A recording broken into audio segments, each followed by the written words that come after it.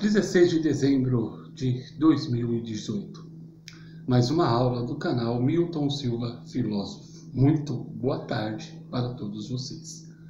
O dia de hoje, como os últimos, tem sido dias de calor intenso, de derreter qualquer coração, de derreter qualquer situação.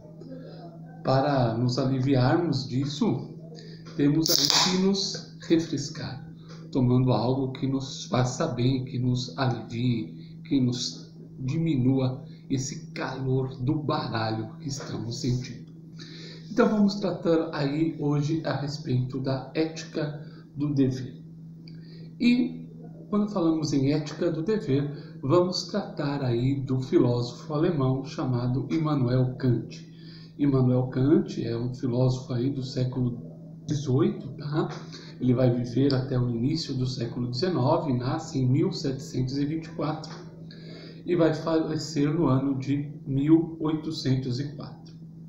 Ele vai ver a ação humana como uma espécie de razão legisladora, tá? Uma razão que é capaz de elaborar normas universais, uma vez que isso é uma prática, é um predicado, como ele chama, universal dos seres humanos, tá? Uma capacidade que é comum a todos nós, onde as normas morais, segundo Kant, teriam origem na própria razão humana, tá? A razão humana seria aí a responsável pela elaboração das normas.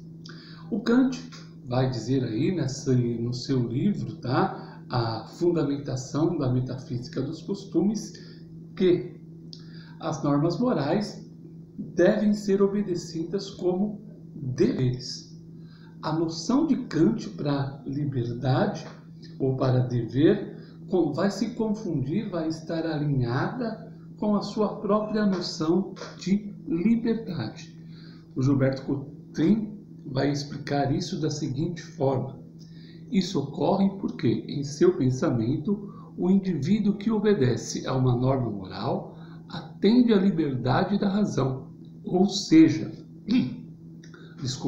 aquilo que a razão, no uso de sua liberdade, determinou como correto. Dessa forma, a sujeição à norma moral é o reconhecimento de sua legalidade, conferida pelos próprios indivíduos racionais. Isso quer dizer o quê? Que a nossa ideia de liberdade está relacionada com a razão. Eu serei livre se agir de acordo com minha razão. E essa razão será a norteadora, será o parâmetro, será o guia para as minhas ações. E minhas ações, guiadas pela minha razão, trarão a mim a liberdade. O dever de seguir a minha razão faz de mim um homem livre, faz de mim uma mulher livre, faz de mim um ser humano livre. Ou seja, essa razão legisladora baseada na ideia do dever trará a mim a liberdade. Num outro ponto, no livro aí do Gilberto Cotrim, na sua página 337, ele vai dizer o seguinte: Kant reforça essa ideia ao dizer que um ato só pode ser considerado moral quando praticado de forma autônoma, consciente e por ver. Com isso, acentua o reconhecimento do dever como uma expressão da racionalidade humana, única fonte legítima da moralidade. A clareza dessa ideia é assim expressa pelo filósofo: age apenas segundo uma máxima, um princípio, tal que possas, ao mesmo tempo, querer que ela se torne lei universal. Fundamentação da metafísica dos costumes. Isso quer dizer que ao agir de acordo com o que a minha razão determina, eu vou agir de forma autônoma. Eu vou agir com autonomia. A minha ação será guiada por um pensamento universal. por uma razão universal. Quando ele diz essa frase aqui, tá? De agir segundo uma máxima, um princípio que possa ao mesmo tempo querer que ela seja uma lei universal, ele está querendo dizer aquilo que você faz deve ser feito por todo mundo. Então, eu vou saber que a minha ação se a minha ação é moral, se a minha ação é justa, se eu refletir da seguinte forma: se todos fizerem o que eu faço, o mundo será um lugar bom. Ou seja, a minha lei universal será baseada aí no princípio de que todos devem fazer aquilo que eu faço. Seguindo, tá? Essa exigência é denominada por Kant de imperativo categórico, ou seja, é uma determinação imperativa que deve ser observada sempre em toda e qualquer decisão ou ato moral que venhamos a praticar. Segundo o professor Cotrim, em outras palavras, o filósofo quer dizer que a nossa ação deve ser tal que possa ser universalizada, ou seja, realizada por todos os outros indivíduos, sem prejuízo para a humanidade. Se não puder ser universalizada, não será moralmente correta e só acontecerá como exceção, nunca como regra. Ou seja, se eu ficar que essa ação não deva ser praticada de forma universal, não é uma ação boa, é uma ação de exceção, como diz aqui, deve ser praticada em determinados momentos, tá?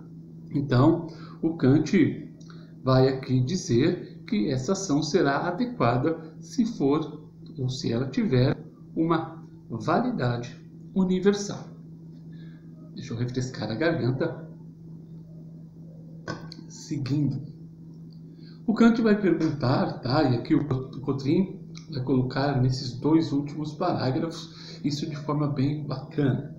E por que realizamos atos contrários ao dever e, portanto, contrários à razão? Kant dirá que é porque a nossa vontade também é afetada pelas inclinações, que são os desejos, as paixões, os medos, e não apenas pela razão. Por isso, ele afirma que devemos educar a vontade para alcançar a boa vontade, que seria aquela guiada unicamente pela razão. Ou seja, eu tenho que ter um parâmetro para os meus desejos, um parâmetro para a minha vontade. Não é porque eu tenho vontade que eu deva fazer.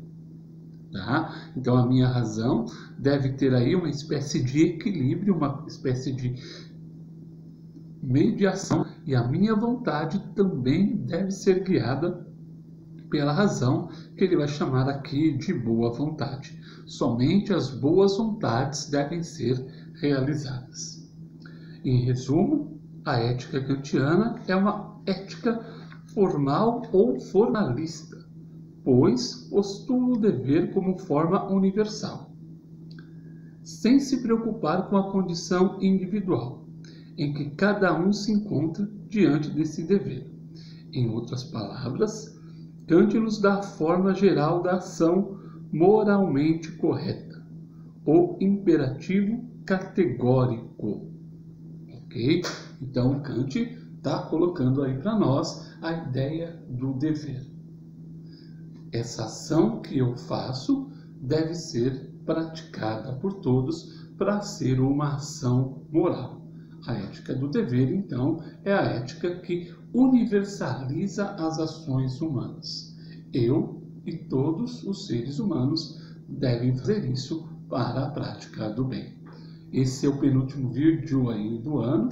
Vou fazer aí um outro tema, tá? A respeito aí da ética contemporânea, que vai ser dividido, tá? Na verdade, em 3 etapas. Então, na verdade, temos aí mais 3 vídeos para discutirmos a questão da ética através da história. Muito obrigado aí, mais um ano está acabando. Para aqueles que foram aprovados, meus parabéns. para os poucos que foram reprovados, sigam em frente e tomem rumo melhor para o próximo ano, né? Então, espero aí atender às necessidades e ajudá-los nas dúvidas posteriores. Até a próxima aula.